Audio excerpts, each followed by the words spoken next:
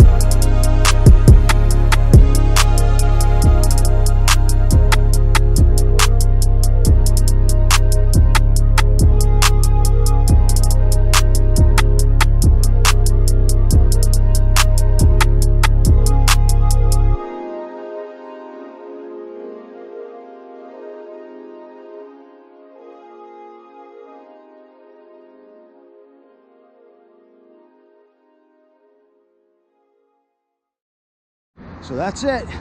So yeah, man, we're gonna go back, check out the footage, and see how you guys like it, man. It actually was pretty cool, that ice circle. It's amazing how they form. They're actually more common than you think, but to me, just, I don't know, it's pretty cool. But anyway, I'm starving and we'll get something to eat. Till next time, peace.